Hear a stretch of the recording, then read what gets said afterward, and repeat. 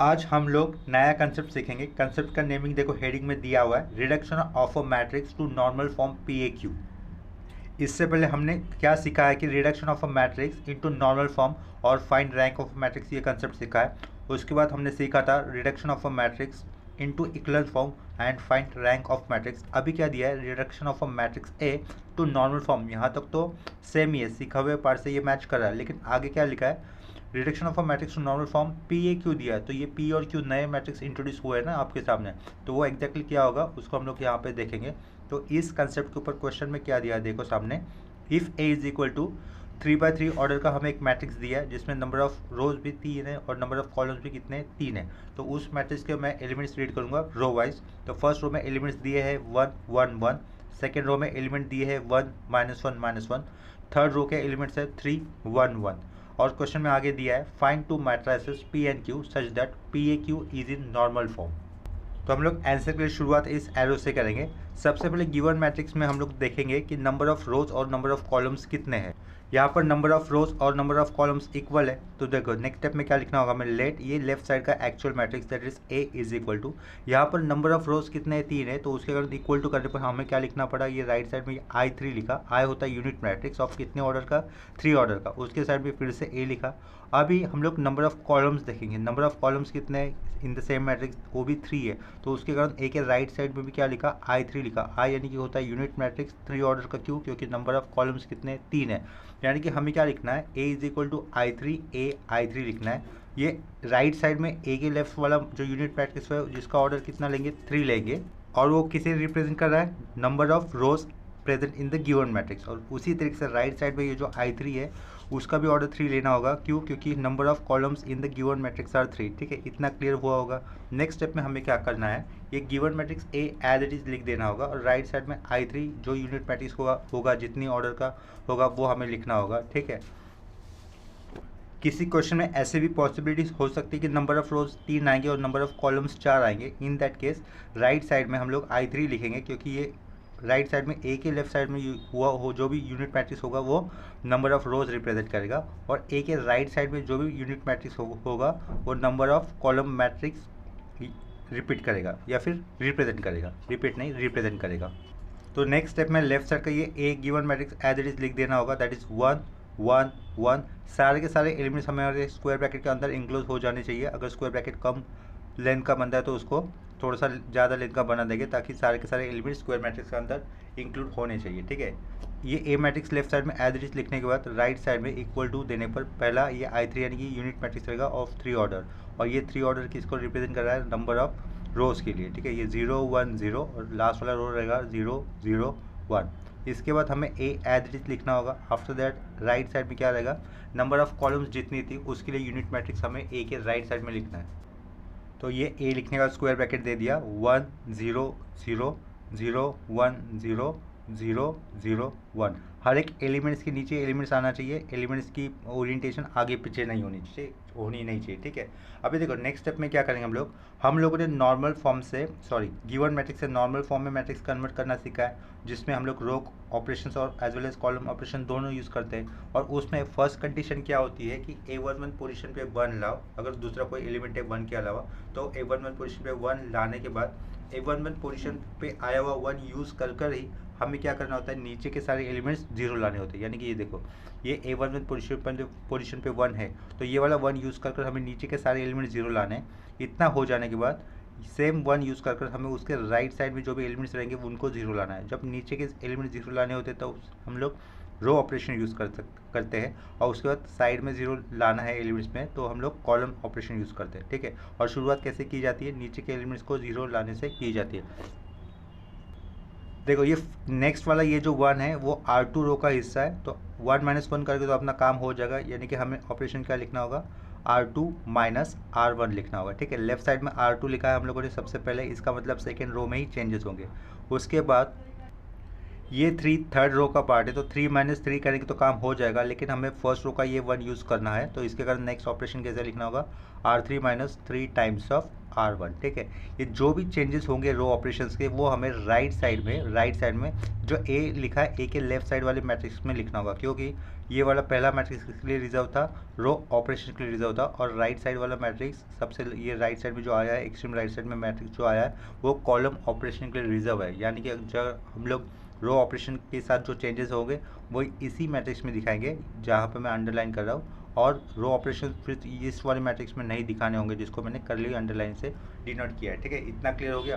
तो next step में क्या लिखना होगा, देखो यहाँ पर फर्स्ट रो में कोई चेंजेस नहीं होंगे, तो ये 1 1 1 एज इट इज लिखा। यहाँ पर चेंजेस हो जाएगा, ये 0 हो जाएगा और ये भी 0 हो जाएगा, ठीक है। यहाँ पे देखो R2 माइनस R1 करेंगे तो -1 -1, ये क्या हो जाएगा, सिंपली -2 हो जाएगा। -1 और ये -1, ये भी -2 हो जाएगा। R3 रो के लिए ये क्या रहेगा, 1 माइनस 3 कितना होगा, ये -2 हो जाएगा। यहाँ पर 1 -3, ये भी कितना हो जाएगा, -2 हो जाएगा, ठीक है। इतना क्लियर हो गया।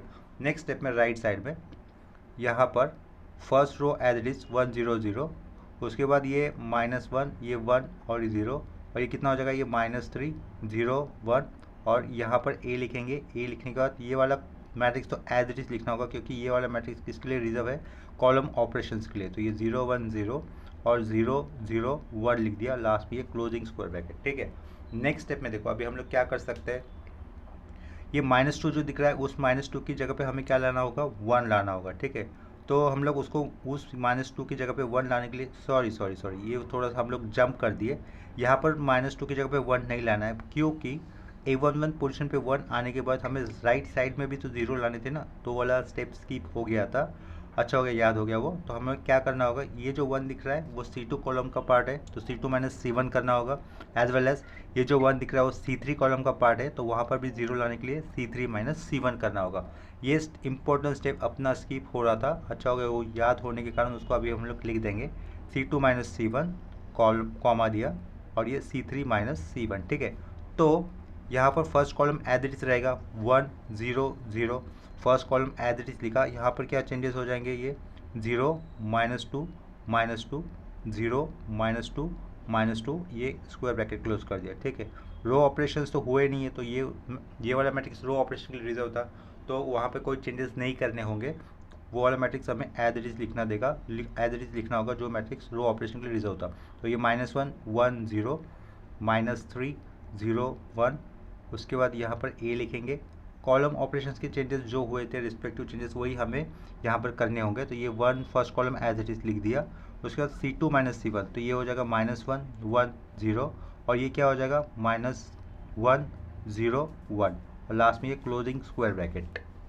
नेक्स्ट स्टेप में अभी हम लोग A22 पोजीशन पे जो -2 आया है वहाँ पर हमें 1 लाना है। क्या कहा, अभी पहले हम लोग जंप कर रहे थे, वो जंप वाला पार्ट गलत होता था, उससे हमारा आंसर भी रॉन्ग होता था।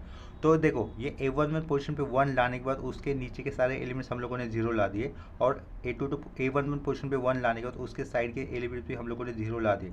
इसका मतलब अभी हम लोग फर्स्ट रो और फर्स्ट कॉलम यूज़ ही नहीं कर सकते, ठीक है, वो ब्लॉक हो गया। अभी फर्स्ट रो और फर्स्ट कॉलम हमें यूज़ नहीं करना है। अभी A22 पोजीशन पे फोकस करना है। A22 पोजीशन पे जो -2 दिख रहा है वहाँ पे हमें 1 लाना होगा। तो वो 1 हम लोग दो तरीके से ला सकते हैं। दो तरीके से कैसे, एक तो हम लोग R2 रो को -1/2 से मल्टीपल कर देंगे, या फिर C2 कॉलम को -1/2 से मल्टीपल कर देंगे। तो दोनों में से कोई भी ऑपरेशन हम लोग सेलेक्ट कर सकते हैं, ठीक है। तो मैं यहाँ पर क्या कर लेता हूँ, R2 रो को -1/2 से इंटू कर देता हूँ, और साथ साथ में R3 रो भी छोटा करने के लिए उसको भी हम लोग -1/2 से मल्टीपल कर देंगे, ठीक है। तो ये क्या कर रहा था, R2 रो को किससे मल्टीपल करना है, -1/2 से, और R3 रो को भी किससे मल्टीपल करना है, -1/2 से, ठीक है। तो वो वाले चेंजेस करने पर देखो नेक्स्ट मैट्रिक्स कैसे दिखेगा, फिर 1 0 0, फर्स्ट रो में कोई चेंजेस नहीं, ये 0 1 1 हो जाएगा, और ये क्या हो जाएगा, ये भी 0 1 1 हो जाएगा, ठीक है। नेक्स्ट स्टेप में यहाँ पर रोज में चेंजेस हो जाएगा ना, तो ये वाले मैट्रिक्स पे चेंजेस हो जाएगा। 1 first row will be as it is 1 0 0 लिखा, ये क्या हो जाएगा, ये 1/2 प्लस में ये हो जाएगा -1/2, ये रहेगा 0, ये हो जाएगा अपना 3/2, ये 0, और ये हो जाएगा -1/2, ठीक है। ये लास्ट में ये क्लोजिंग स्क्वायर ब्रैकेट, ये ए मैट्रिक्स और ये साइड वाला matrix as it is, because ये मैट्रिक्स तो कॉलम ऑपरेशन के लिए रिजर्व था। 1 -1 -1 0 1 0 और ये 0 0 1 लास्ट में क्लोजिंग स्क्वायर ब्रैकेट, ठीक है। नेक्स्ट स्टेप में अभी क्या करेंगे, देखो A22 पोजीशन पे 1 आ चुका है, क्या कहा, A22 पोजीशन पे 1 आ चुका है, ये 1 यूज़ कर हमें नीचे के एलिमेंट्स 0 लाने हैं, तो उसके लिए क्या करेंगे, सिंपली R3 माइनस R2 करना होगा, राइट। तो ये ओपनिंग स्क्वायर ब्रैकेट 1 0 0 0 0 1 1 और नीचे के एलिमेंट्स 0 0 हो जाएंगे, ठीक है। तो राइट साइड पे भी हमें जो रो ऑपरेशन के लिए मैट्रिक्स रिजर्व था वहीं पर सेम रो ऑपरेशन यूज़ करने होंगे, that is R3 minus R2।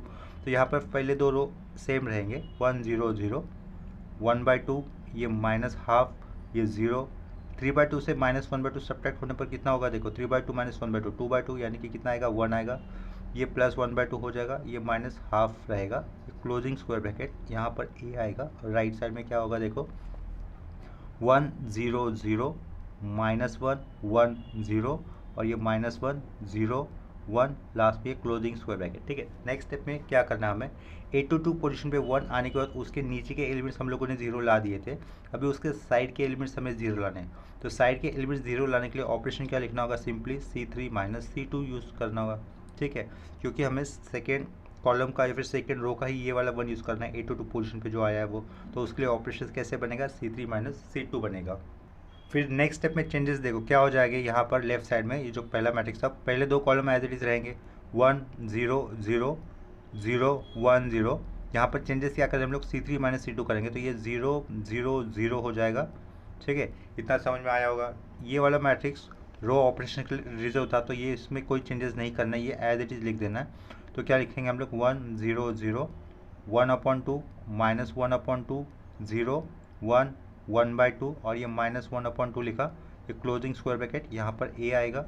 Column operations C3 minus C2 की है, यानी कि चेंजेस सिर्फ C3 कॉलम में होने वाले हैं।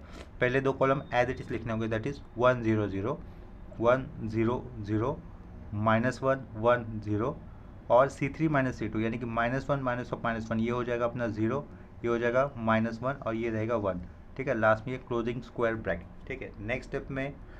नेक्स्ट में कोई स्टेप हमारे पास करने जैसा है नहीं, ठीक है। देखो यहाँ पर हमारा ये आंसर कंप्लीट हो जाता है। तो लेफ्ट साइड में जो गिवन मैट्रिक्स दिया हुआ था वो किस में कन्वर्ट हो गया, नॉर्मल फॉर्म में कन्वर्ट हो गया, और वहाँ से हम लोग आइडेंटिफाई कर सकते हैं by observation that the rank of the given matrix is 2, because rank of matrix find out करने के लिए हमें क्या देखा जाता है, नंबर ऑफ नॉन जीरो रोज देखे जाते हैं। तो यहाँ पर लेफ्ट साइड में एक ही जीरो रो एलिमेंट है, यानी कि जिसमें सारे के सारे एलिमेंट्स कैसे जीरो है, तो उसको जीरो रोज एलिमेंट कह देंगे, ठीक है। और नॉन जीरो रोज को कितने, दो है, यानी कि फर्स्ट रो में एलिमेंट है कहीं ना कहीं, सेकेंड रो में भी एलिमेंट है कहीं ना कहीं, इसके कारण नॉन जीरो रोज कितने हो गए, 2 हो गए, 2 हो गए, इसके कारण rank of the given matrix is 2। तो हमें यहाँ पे मेंशन करना होगा रैंक ऑफ गिवन मैट्रिक्स या फिर simply rank of matrix A भी बोल सकते हैं हम लोग, rank of given matrix is what 2, इतना समझ में आ गया। एंड यहाँ पर देखो राइट साइड में जो ए के लेफ्ट साइड में मैट्रिक्स आया है वो उसको हम लोग पी मानेंगे, और राइट साइड में एक्सट्रीमली राइट साइड में जो मैट्रिक्स आया है वो क्या है, अपना क्यू मैट्रिक्स है, ठीक है। पी मैट्रिक्स किसके लिए रिजर्व होता है, रो ऑपरेशन के लिए रिजर्व होता है, और क्यू ऑपरेशन हमेशा किसके लिए रिजर्व रहेगा, कॉलम ऑपरेशन के लिए रिजर्व होता है। और यहाँ पर एक पॉइंट इंपॉर्टेंट ये भी है कि हम लोग नॉर्मल फॉर्म में मैट्रिक्स को कन्वर्ट करते वक्त मतलब हमारे ऑप्शंस, मतलब हमारे जो कैलकुलेशंस हो गए या फिर ऑपरेशंस रहेंगे रो वाले या फिर कॉलम वाले, वो हर एक जैसे यूनिक नहीं हो सकते, कोई दूसरे तरीके से कर सकता है, तो या फिर कोई और दूसरा मेथड यूज़ कर सकता है सेम एलिमेंट या फिर सेम ऑब्जेक्टिव, मतलब सेम आंसर निकालने के लिए, ठीक है। तो उस केसेस के कारण पी और क्यू के आंसर्स हर एक के अलग अलग हो सकते हैं, पी और क्यू के आंसर सबके सेम नहीं आएंगे, अगर आते हैं तो इसका मतलब क्या रहेगा, उन दोनों स्टूडेंट ने सेम ऑपरेशन यूज़ किए रहेंगे to get matrix into normal form. लेकिन most of the time students के पी और क्यू की वैल्यू अलग अलग आएगी, लेकिन रैंक ऑफ मैट्रिक्स यूनिक रहेगा, इसका मतलब क्या रहेगा, रैंक ऑफ मैट्रिक्स सबका एक जैसा ही होना चाहिए। तो हमें यहाँ पर पी की वैल्यू क्या मिली वो हम लोग लिख देंगे, here P is equal to, P की वैल्यू हमें क्या आई हुई है, 1 0 0 1/2 -1/2 0 1 1/2 और ये -1/2। यहाँ पर एक पॉइंट क्या मेंशन किया है मैंने कि पी और क्यू की वैल्यू सबकी एक जैसे नहीं होगी, पी और क्यू की वैल्यू अलग अलग आ सकती है ऐसा कहा, ठीक है। तो ये 1 -1 0 0 1 -1 और लास्ट में रहेगा 0 0 1, ठीक है, इतना क्लियर हो गया ये। तो यहाँ पर ये हमारा फर्स्ट क्वेश्चन कंप्लीट हो जाता है कि इस कंसेप्ट के ऊपर ये बेस्ड था, reduction of a matrix to normal form and find PAQ। तो अभी सेम कंसेप्ट के ऊपर हम लोग और एक क्वेश्चन कर लेते हैं यहाँ पर।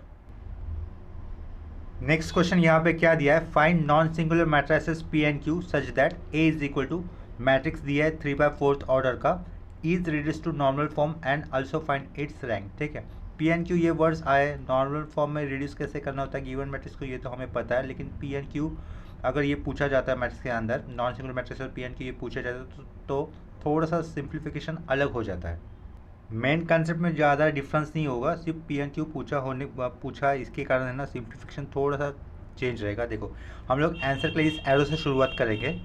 तो सबसे पहले लिखेंगे लेट ए मैट्रिक्स कितने ऑर्डर का है, 3/4 ऑर्डर का है, यानी कि नंबर ऑफ रोज कितने हैं, 3 है। तो उसके कारण हम लोग राइट साइड में पहले लिखेंगे I3, यानी कि unit matrix I of order 3। उसके बाद ए लिखना होगा। अभी देखो यहाँ पर नंबर ऑफ कॉलम्स कितने हैं इन द गिवन मैट्रिक्स, वो 4 है, यानी कि हमें यूनिट मैट्रिक्स लिखना होगा I, वो कितने ऑर्डर का होना चाहिए, 4th ऑर्डर का होना चाहिए। आफ्टर दैट हमें लेफ्ट साइड में जो गिवन मैट्रिक्स ए दिया है उसके एलिमेंट्स लिखने होंगे। तो देखो यहाँ पर ए मैट्रिक्स के एलिमेंट्स क्या दिए, फर्स्ट रो वाइज 1 2 3 4, उसके बाद आएगा 2 1 4 3। यहाँ पर एक कॉमन मिस्टेक क्या हो जाती है most of the time students से, कि वो मैट्रिक्स लिखते वक्त एलिमेंट गलती से, मतलब घाई में कोई एक एलिमेंट्स गलत लिख देंगे और उसके बाद सिंप्लीफिकेशन अगर सब कुछ सही भी किया तो कोई फ़ायदा नहीं होगा। क्यों? क्योंकि उन्होंने क्वेश्चन के अंदर एक जो एलिमेंट्स लिया वो गलत लिया था, उसका साइन में भी बहुत ध्यान देना पड़ता है। सपोज अगर +3 क्वेश्चन में गलती से हम लोगों ने -3 दे दिया, या फिर क्वेश्चन में -3 था, अगर हम लोगों ने आंसर करते वक्त +3 लिख दिया तो बहुत सारा बड़ा गड़बड़ हो जाएगा। तो इसे अवॉइड करने का तरीका एक ही है कि मैट्रिक्स लिखते हो तो उसको थोड़ा सा ऑब्जर्व करो, सही लिखा है कि नहीं लिखा है, उसको हमेशा क्रॉस चेक करता है रहना चाहिए। तो अभी ए मैट्रिक्स लिखने को तो हमें क्या लिखना होगा, राइट साइड में ये I3 मैट्रिक्स लिखना होगा, यानी कि unit matrix of order 3 which represent number of रोज। ठीक है, ये क्या होगा 1 0 0 0 1 0 और ये 0 0 1 लिख दिया, ये यूनिट मैट्रिक्स हो गया रो ऑपरेशन के लिए रिजर्व। अभी यहाँ पर लिखेंगे ए फिर से। अभी हमें कॉलम जितने नंबर ऑफ कॉलम्स है उतने नंबर ऑफ कॉलम्स का एक यूनिट मैट्रिक्स बनाना है, यानी कि 4 ऑर्डर का हमें यूनिट मैट्रिक्स बनाना होगा। तो ये 1 0 0 0 0 1 0 0 0 0 1 0, लास्ट में 0 0 0, यहाँ पे 1 होगा और ये लास्ट में ये क्लोजिंग स्क्वायर ब्रैकेट। ठीक है, नेक्स्ट स्टेप में जैसे कि हम लोग जानते हैं कि नॉर्मल फॉर्म गिवन मैट्रिक्स को नॉर्मल फॉर्म में कैसे रिड्यूस करते हैं, उसके लिए फर्स्ट स्टेप क्या होती है कि A11 पोजीशन पे 1 लाओ, अगर 1 नहीं है तो, लेकिन यहाँ पर 1 है ऑलरेडी, तो हम लोग क्या करेंगे, ये A11 पोजीशन पे आया हुआ 1 यूज़ कर हमें उसके नीचे के एलिमेंट्स पे 0 लाना है। वो स्टेप हो जाने के बाद A11 पोजीशन का 1 यूज़ कर हमको उसके राइट साइड में आए हुए एलिमेंट्स की जगह पे हमें 0 ला देना है। ठीक है, तो सबसे पहले हम लोग क्या करेंगे, ये जो 2 और 3 दिख रहा है, यानी कि सेकेंड रो और थर्ड रो के अंदर जो एलिमेंट्स आए उन प्लेसेस पे हम लोग 0 लाएंगे। तो उसके लिए क्या करना होगा, देखो ये 2 R2 रो का पार्ट तो R2 लिखा, 2 - 2 करेंगे तो काम हो जाएगा, लेकिन फर्स्ट रो का 1 यूज़ करना है तो यहाँ पर साइड में R1 लिखा, सेमी कॉलन। ये 3 R3 रो का पार्ट है तो R3, 3 - 3 करेंगे तो काम हो जाएगा, R3 की जगह पे 3 है ना, तो 3 - 3 करेंगे तो काम हो जाएगा, तो R3 - 3 लिखा। लेकिन फर्स्ट रो का आया हुआ ये 1 यूज़ करना होगा, तो उसके कारण साइड में हमने R1 लिख दिया। इसके बाद फर्स्ट रो में कोई चेंजेस नहीं होने वाले, तो इसके कारण हमें first row as it is लिखना होगा, दैट इज़ 1 2 3 4, ये एज इट इज लिखा। यहाँ पर चेंजेस हो गए, यहाँ पर 0 आएगा, यहाँ पर 0 आ जाएगा। तो ये 1 देखो, ये 1 सेकेंड रो की एलिमेंट्स पे आया हुआ है, ये 1 एलिमेंट सेकेंड रो पे आया हुआ है, तो हमें क्या करना होगा 1 -2 × 2, तो -2 × 2 करेंगे तो कितना हो जाएगा -4, उसके पहले क्या 1 है तो ये क्या होगा हो जाएगा यहाँ पर -3 लिखना होगा। ठीक है, उसके बाद ये फोर्थ एलिमेंट सेकेंड रो का पार्ट है, तो 4 - 2 × 3, -2 × 3 हो जाएगा -6, आगे 4 है तो 4 - 6 आएगा -2 लिखा, राइट। नेक्स्ट में ये 3 एलिमेंट्स सेकेंड रो का पार्ट है, तो 3 - 2 × कितना होगा 4 होगा, -2 × 4 -8, उसके पहले 3 - 8 कितना होगा -5 लिखना होगा यहाँ पर। ठीक है, नेक्स्ट स्टेप में यहाँ पर ये क्लोजिंग स्क्वायर ब्रैकेट कर देते हैं। नेक्स्ट स्टेप में अभी ये 0 है थर्ड रो का पार्ट, यहाँ पे पुट करेंगे तो 0 - 3 टाइम्स ऑफ 2, तो -3 टाइम्स ऑफ 2 करने पर कितना आंसर आएगा -6, तो यहाँ पर -6 लिखेंगे। ये 5 थर्ड रो का पार्ट है, तो 5 - 3 × 3, -3 × 3 करेंगे तो -9 आएगा, उसके पहले 5, तो 5 - 9 कितना बचेगा -4, ठीक है। नेक्स्ट स्टेप में ये -10 R3 रो का पार्ट है, तो -10 -3 इंटू 4, -3 इंटू 4 रहेगा -12, और यहाँ पे पहले -10 है तो -12 -10 कितना हो जाएगा -22 हो जाएगा, ठीक है। Is equal to row operation हमें ये वाले मैट्रिक्स में परफॉर्म करना है, जिसमें जहाँ पर फर्स्ट रो में कोई चेंजेस नहीं, तो first row as it is लिख दिया, ठीक है। सेकेंड रो में क्या करना है, देखो R2 -2 टाइम्स ऑफ R1 था यहाँ पे, यानी कि यहाँ पर सिंपली -2 हो जाएगा, यहाँ पर ये 1 ही रहेगा, ये भी 0 हो जाएगा as it is. Next step में ये सिंपली -3 हो जाएगा, ये 0 और ये 1। उसके बाद जो मैं ये ए मैट्रिक्स एज इट इज़ लिखा, उतना करने के बाद लास्ट में हमें ये जो कॉलम मैट्रिक्स जिसके लिए रिजर्व होता है तो वो एज इट इज़ लिखना होगा, क्योंकि कॉलम ऑपरेशंस परफॉर्म नहीं किए हम लोगों ने। तो ये 1 0 0 0 लिख दिया, 0 1 0 0 0 0 1 0 और ये 0 0 0 1 लास्ट में ये स्क्वायर ब्रैकेट क्लोज, ठीक है। नेक्स्ट स्टेप में अभी हमें क्या करना है, कॉलम ऑपरेशन यूज़ करने होंगे, जिसमें हमें ये 2 3 4 की ये जो भी एलिमेंट्स है उन एलिमेंट्स पे 0 लाना होगा, ठीक है। 2 3 4 ये elements C2 C3 C4 respectively column का पार्ट है, ठीक है। तो इसके कारण 2 प्लेस की जगह पे 0 लाने के लिए क्या करना होगा, simply C2 -2 times of C1, यहाँ पर C3 -3 टाइम्स ऑफ C1 और यहाँ पर C4 -4 टाइम्स ऑफ C1, ठीक है। कौन से कॉलम में चेंजेस नहीं होंगे, तो फर्स्ट कॉलम में चेंजेस नहीं होने वाले, तो ये 1 0 0 एज इट इज़ लिखा।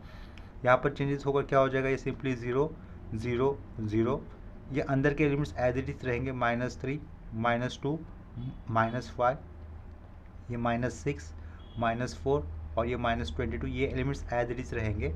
Is equal to column operations पे ही चेंजेस करने होंगे, तो यहाँ पर ये वाला मैट्रिक्स तो रो ऑपरेशन रिजर्व था, तो यहाँ पे कोई चेंजेस नहीं होंगे। 1 0 0 -2 1 0 और ये -3 0 1, यहाँ पर ये क्लोजिंग स्क्वायर ब्रैकेट ए लिखा है एज इट इज़। उसके बाद कॉलम ऑपरेशन यूज़ करने हैं, जहाँ पर फर्स्ट कॉलम में कोई चेंजेस नहीं होने के कारण ये first column as it is लिखा।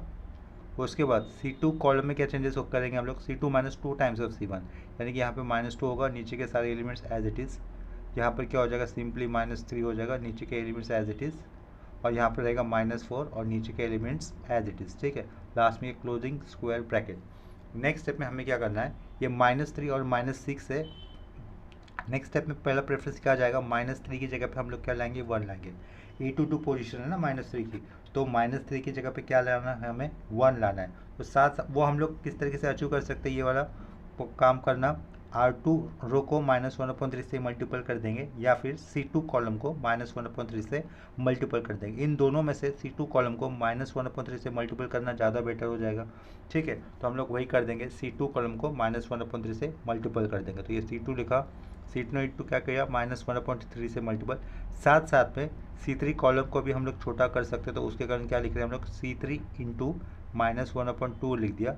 और सिमिलरली हम लोग यहाँ पे क्या कर देंगे, ये जो C4 कॉलम दिख रहा है उसको भी माइनस साइन से इंटू कर देंगे, या फिर -1 से मल्टीपल कर देंगे, ठीक है। तो देखो लेफ्ट साइड में क्या चेंजेस हो जाएंगे, ये 1 0 0 सिर्फ कॉलम ऑपरेशन परफॉर्म हो रहे हैं। C2 कॉलम को -1/3 से मल्टीपल करने पर ये यहाँ पे रहेगा 0, ये 1 और ये 2 हो जाएगा। उसके बाद ये 0 रहेगा, ये 1 और ये 2 हो जाएगा, ये 0 ये 5 और ये रहेगा सिंपली 22, ठीक है। यहाँ पर ये closing square bracket equal to, ये वाला मैट्रिक्स रो ऑपरेशन के लिए रिजर्व था, तो वहाँ पे कोई चेंजेस नहीं करने हैं, उस मैट्रिक्स को एज इट इज़ लिख देना है। 1 0 0 -2 1 0 -3 0 1, यहाँ पर ये क्लोजिंग स्क्वायर ब्रैकेट ए आएगा, ये ओपनिंग स्क्वायर ब्रैकेट आएगा। यहाँ पर देखो first column will be as it is 1 0 0 0। After that C2 into क्या कर रहे हम लोग, -1/3 कर रहे हैं, तो ये क्या हो जाएगा, ये 2/3, ये -1/3, ये 0 और ये 0 रहेगा, ठीक है। C3 इंटू -1/2, यानी कि ये हो जाएगा 3/2, ये 0, ये -1/2 और ये लास्ट में 0। C4 इंटू -1, यानी कि ये +4, ये 0, ये 0 और ये -1, ठीक है। लास्ट में ये closing square bracket. Next step में हमें क्या करना होगा, देखो अभी देखो A11 पोजीशन पे 1 आने के बाद नीचे 0 ला दिया हम लोगों ने, और उसके साइड में भी 0 ला दिए। इसका मतलब R1 और C1 कॉलम ये यूज़ नहीं होगा, ठीक है। अभी A22 पोजीशन पे 1 ला दिया है, A22 पोजीशन पे 1 लाने के बाद उसके नीचे के सारे एलिमेंट्स हमें क्या करने होंगे, 0 करने होंगे।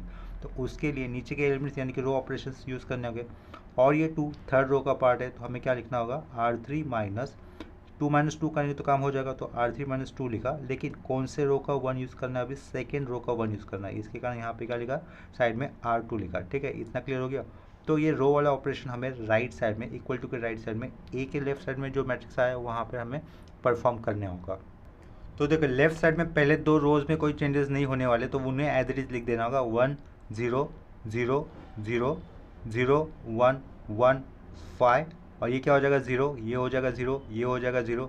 यहाँ पर क्या नंबर है 22, 22 is the part of third row, 22 minus 2 times of R2, यानी कि क्या हो जाएगा 22 माइनस 2 इंटू 5 10, 22 माइनस 10 कितना रहेगा 12, तो यहाँ पे हमें लिखना होगा 12, ये closing square bracket is equal to, same row operation यहाँ पे परफॉर्म करने होंगे 1 0 0, फर्स्ट रो में कोई चेंजेस नहीं, सेकेंड रो में भी कोई चेंजेस नहीं, थर्ड रो में चेंजेस हो जाएंगे, वो क्या रहेंगे देखो, -3 is a part of third row, -3 -2 into -2, यानी कि -2 इंटू -2 कितना हो जाएगा +4, आगे है -3, यानी कि यहाँ पे बचेगा 1। ठीक है, नेक्स्ट स्टेप में कितना हो जाएगा, ये सिंपली -2 हो जाएगा, और ये रहेगा 1, ये क्लोजिंग स्क्वायर ब्रैकेट ए लिखा, उसके बाद ये कॉलम मैट्रिक्स जो था वो एज इट इज लिखना होगा। ठीक है, वो क्या है, ऊपर का मैट्रिक्स हमें लिख देना यहाँ पे 1 0 0 0 2/3, उसके बाद ये -1/3, उसके बाद ये 0 0, नेक्स्ट कॉलम आएगा अपना 3/2 0 -1/2, ये यहाँ पे 0, और लास्ट कॉलम आएगा 4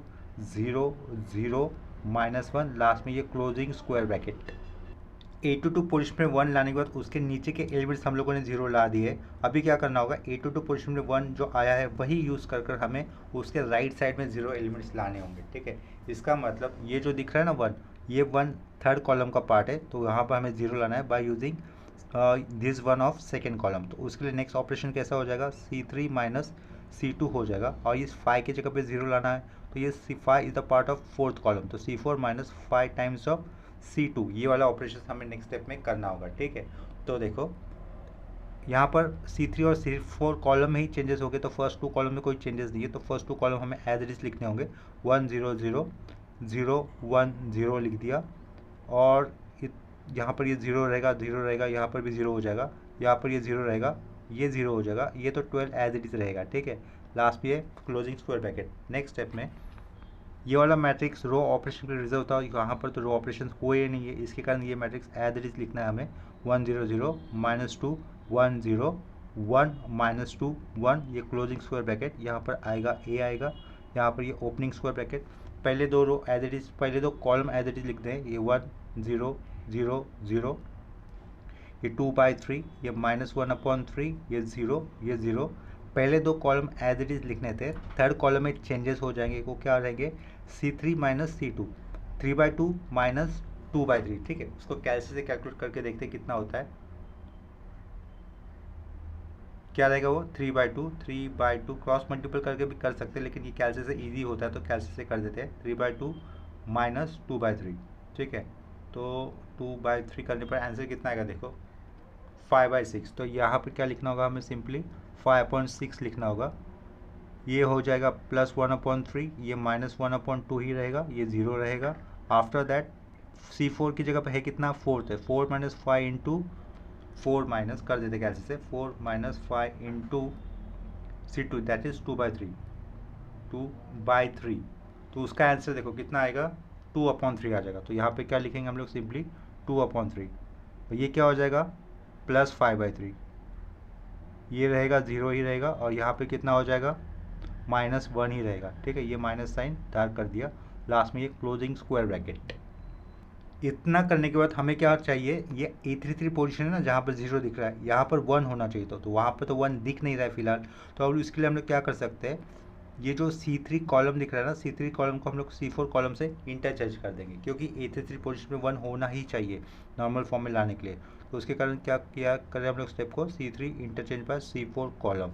तो नेक्स्ट स्टेप में पहले ये यहाँ पर ये first 2 columns will be as it is 1 0 0 0 1 0 0 0 12 रहेगा, यहाँ पर ये हो जाएगा 0 0 0, ये closing square bracket equal to, row operations use ना होने के कारण ये वाला मैट्रिक्स एज इट इज लिखना है 1 0 0 -2 1 0 1 -2 1, ये क्लोजिंग स्क्वायर ब्रैकेट ए आएगा, यहाँ पर ये ओपनिंग स्क्वायर ब्रैकेट आएगा, पहले दो कॉलम एज इट इज लिखने 1 0 0 0 2/3 -1/3 0 0, ये इंटरचेंज हो रही है ये कॉलम 2/3 5/3 0 -1 5/6 1/3 -1/2 और यहाँ पे रहेगा 0, लास्ट में ये क्लोजिंग स्क्वायर ब्रैकेट। ठीक है, नेक्स्ट स्टेप में हमें अभी भी ये नॉर्मल फॉर्म में हुआ नहीं है कन्वर्जन। ठीक है, गिवन मैट्रिक्स का नॉर्मल फॉर्म में आया नहीं। क्यों नहीं आया? क्योंकि इस 12 की जगह पे 1 होना चाहिए था। क्या कहा? इस 12 की जगह पे 1 होना चाहिए था, 1 तो है नहीं, तो इसके कारण हमें इधर 1 बनाने के लिए क्या करना होगा, इस 12 को 1/12 से डिवाइड करना होगा, या फिर इस 12 को 1/12 से डिवाइड करना होगा। वो हम लोग दो तरीके से कर सकते हैं। एक तो हम लोग C3 कॉलम को 1/12 से डिवाइड कर सकते हैं, या फिर C3 कॉलम को कर सकते हैं, या फिर R3 रो को हम लोग 1/12 से मल्टीपल कर सकते हैं। क्या कर देंगे हम लोग, ये बेटर ये रहेगा कि हम लोग R3 रो को ही 1/12 से इंटू कर देंगे, क्योंकि एलिमेंट्स कम है। राइट साइड में रो के एलिमेंट्स कम है ना, 3 है। कॉलम में क्या करेंगे तो ज़्यादा हो जाएगा, और यहाँ पर कॉलम में डिनोमिनेटर में फ्रैक्शन भी है, तो थोड़ा सा ज़्यादा कॉम्प्लिकेटेड दिखेगा भी और होगा भी। तो उसके कारण सिंपल रखने के लिए क्या कर देंगे, थर्ड रो को ही हम लोग 1/12 से इंटू कर देंगे। तो ये थर्ड रो R3 इंटू क्या कर दिया, सिंपली 1/12 लिख दिया। तो चेंजेस सिर्फ थर्ड रो में होंगे। तो ये first two row as it is लिखने हैं 1 0 0 0 0 1 0 0 0 0, ये 1 हो जाएगा। R12 को 1/12 से इंटू करने पर ये 1 हो जाएगा। राइट साइड में रहेगा 0, यहाँ पर स्क्वायर ब्रैकेट क्लोज कर दिया। रो ऑपरेशन परफॉर्म किया है, तो यहाँ पर पहले दो रो में कोई चेंजेस नहीं है। -2 1 0 वो एज इट इज़ लिख दिए। नेक्स्ट केस में ये 1/12 हो जाएगा, ये -1/6 हो जाएगा, और ये हो जाएगा 1/12। ठीक है, लास्ट में ये क्लोजिंग स्क्वायर ब्रैकेट ए लिखा। आफ्टर दैट हमें कॉलम मैट्रिक्स के लिए जो मैट्रिक्स रिप्रेजेंट कर रहा था उसको एज इट इज़ लिख देना है, यानी कि ये 1 0 0 0, ये 2/3, ये -1/3, ये 0 0। नेक्स्ट केस में फिर से ये 2/3, फिर 5/3 0 -1, और यहाँ पर 5/6 1/3 -1/2, और यहाँ पर रहेगा 0, लास्ट में ये क्लोजिंग स्क्वायर ब्रैकेट। ठीक है, नेक्स्ट स्टेप में हम लोग क्या बता सकते हैं, देखो लेफ्ट साइड में जो पहला इनिशियल मैट्रिक्स ए था वो रिड्यूस होकर नॉर्मल फॉर्म में आ चुका है। ठीक है, और वहाँ से हम लोग उस मैट्रिक्स को ऑब्जर्व करके बता सकते हैं कि rank of the given matrix is 3। तो वो स्टेटमेंट लिख देंगे यहाँ पर, रैंक ऑफ गिवन मैट्रिक्स कितना हो रहा है, वो 3 हो रहा है। ठीक है, यहाँ पर नंबर ऑफ रोज ही देखना है, कॉलम्स नहीं देखना है। ठीक है, नंबर ऑफ नॉन जीरो रोज कितने, 3 है, यानी कि तीनों के तीनों रोज में एक एक एलिमेंट्स तो आ चुका है, तो इसके कारण रैंक ऑफ मैट्रिक्स कितना हो गया, 3 हो गया। एंड पी एंड क्यू की भी हम लोग मेंशन कर सकते हैं। पी क्या आएगा, नॉन सिंगुलर मैट्रिक्स पूछे थे, यानी कि पी और क्यू का अगर हम लोग डिटर्मिनेंट निकालेंगे तो वो नॉट इक्वल टू 0 आएगा। ठीक है, अगर किसी भी मैट्रिक्स का डिटर्मिनेंट 0 होता है तो उसको सिंगुलर मैट्रिक्स कहा जाता है। तो यहाँ पर पी मैट्रिक्स क्या मिला है हमें, 1 0 0 -2 1 0 1/12 -1/6, और ये फिर से 1/12, यहाँ पर closing square bracket. And Q क्या मिला था उसको भी हमें मेंशन करना होगा। क्यू है हमारे पास 1 0 0 0, कॉलम वाइज लिख रहा हूँ, ये रहेगा 2/3 -1/3 0 0, थर्ड कॉलम आएगा अपना 2/3 5/3 0 -1, लास्ट कॉलम क्या है 5/6 1/3 -1/2, और यहाँ पे 0, और यहाँ पे लास्ट में ये क्लोजिंग स्क्वायर ब्रैकेट। ठीक है, तो आज के इस लेक्चर में हमने कंसेप्ट लर्न किया था reduction of a matrix A to normal form PAQ, और आज के लेक्चर में हम लोगों ने इस कंसेप्ट के ऊपर सिर्फ 2 न्यूमेरिकल्स किए हैं। तो आज के लिए हुए न्यूमेरिकल्स में अगर कंसेप्ट में या फिर सिंप्लीफिकेशन में कहीं पर भी डाउट होता है तो मुझे कमेंट सेक्शन में आप लोग इन्फॉर्म कर सकते हो। इससे पहले हमारे मैथमेटिक्स के अंदर रैंक ऑफ मैट्रिक्स ये चैप्टर कंप्लीट हो चुका है, जिसकी प्लेलिस्ट ऑलरेडी अवेलेबल है, वो आप लोगों को प्लेलिस्ट वाले सेक्शन में जाकर मिल जाएंगे। इसके साथ साथ मैक्सिमा मिनिमा ये टॉपिक भी कंप्लीट हो चुका है। न्यूमेरिकल सॉल्यूशंस ये भी टॉपिक वहाँ पर अवेलेबल है। लीनियर इक्वेशंस ये भी टॉपिक वहाँ पर आपको प्लेलिस्ट वाले सेक्शन में मिल जाएगा। ठीक है, इसी के साथ मैकेनिक्स में से आप लोगों को coplanar forces, equilibrium chapter, centre topic, इनकी भी प्लेलिस्ट मिल जाएगी। नेक्स्ट लेक्चर में हम लोग आज लिए हुए कंसेप्ट के ऊपर ही कुछ हम प्रैक्टिस करेंगे, और अभी के लिए ये लेक्चर हम लोग यहीं पे स्टॉप कर देते हैं। मिलते हैं नेक्स्ट लेक्चर में, तब तक के लिए बाय एंड टेक केयर।